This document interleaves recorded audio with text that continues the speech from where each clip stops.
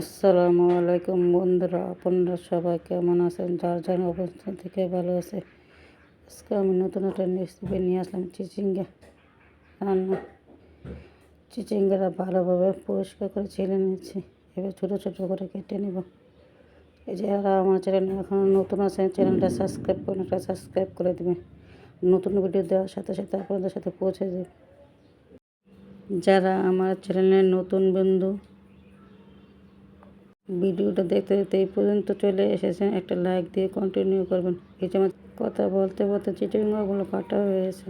কড়াইতে চুলা বসিয়ে দিয়ে দিলাম তেল। তেল গরম হয়ে গেছে, এবার দিয়ে দিলাম পেঁয়াজ কুচি, দুটো করে কাঁচামরিচ। এবার ভালোভাবে নেড়ে চেড়ে ভেজে নেব। এই পেঁয়াজটা ভাজা হয়েছে, দিয়ে দেবো আদা রসুনের পেস্ট। আদা রসুনটা 1 মিনিট ভেজে নেব, যেমন কাঁচা গন্ধ চলে যায়। এবার দিয়ে দিলাম একটু পানি।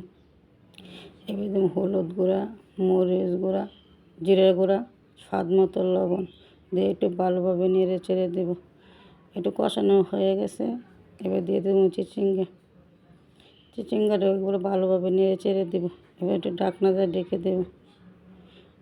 ঢাকনা খুলে আবার একটু নেড়ে চেড়ে দেবো। তো চিচিঙ্গাগুলোতে পানি বের হয়ে গেছে। এভাবে একবার রান্না করে দেখবেন, চিচিঙ্গা খেতে দুর্দান্ত হয়।